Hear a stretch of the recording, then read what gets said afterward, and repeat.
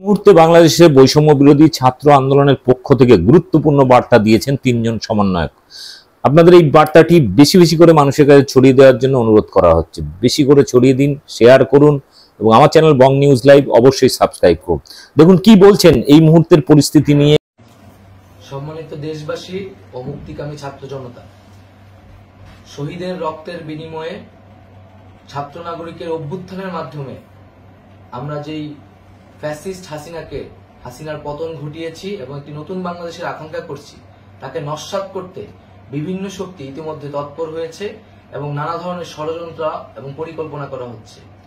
আমরা মুক্তিকামী ছাত্র জনতার পক্ষ থেকে স্পষ্টভাবে বলতে চাচ্ছি যে এই বাংলাদেশকে ফ্যাসিবাদী রেজিম থেকে মুক্ত করার জন্য এবং একটি নতুন বাংলাদেশ, জনগণের বাংলাদেশ প্রতিষ্ঠার জন্য সকল ধরনের ষড়যন্ত্রকে নস্যাৎ করার জন্য, প্রতিহত করার জন্য বাংলাদেশের ছাত্র জনতা কিন্তু সদা প্রস্তুত রয়েছে। আমরা দেখতে পাচ্ছি নানান জায়গায় লুটপাট, সহিংসতা এবং সাম্প্রদায়িক হামলার মতো ন্যাক্কারজনক ঘটনা ঘটছে। আমরা এর তীব্র নিন্দা জানাচ্ছি এবং আমরা মুক্তিকামী ছাত্র জনতার প্রতি আহ্বান জানাচ্ছি যে এই ধরনের ঘটনাকে প্রতিহত করার জন্য আমাদেরকে প্রস্তুত থাকতে হবে, আমাদেরকে দায়িত্ব নিতে হবে। কেউ যাতে এই আন্দোলনকে নস্যাৎ করার জন্য এই ধরনের ঘটনা ঘটানোর সুযোগ না পায়, সেদিকে আমাদের সদা সতর্ক থাকতে হবে।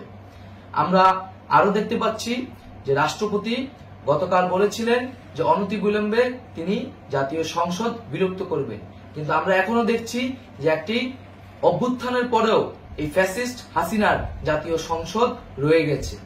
তাই আমরা ঘোষণা করছি যে আজ দুপুর ৩টার মধ্যে এই ফ্যাসিস্ট হাসিনার যে জাতীয় সংসদ, সেই সংসদের বিলুপ্তি ঘোষণা করতে হবে।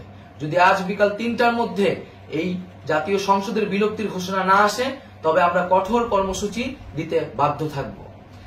এছাড়া বন্ধুগণ, সবার জন্য আমরা জানাচ্ছি যে আমাদের যে অন্তর্বর্তীকালীন সরকারের কথা আমরা বলেছি, সেই সরকারের প্রধান উপদেষ্টার নাম আমরা ইতিমধ্যে ঘোষণা করেছি এবং এই সরকারের অন্যান্য উপদেষ্টা সহ সামগ্রিক রূপরেখা আমাদের প্রস্তুত রয়েছে।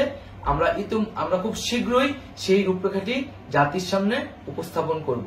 আমরা বাংলাদেশের স্থিতিশীলতা চাচ্ছি, সমাজে ন্যায় বিচার চাচ্ছি, সেজন্য কার্যকর পদক্ষেপ নিতে হবে এবং তার প্রথম পদক্ষেপটি হতে হবে এই জাতীয় সংসদ ভেঙে দেওয়া।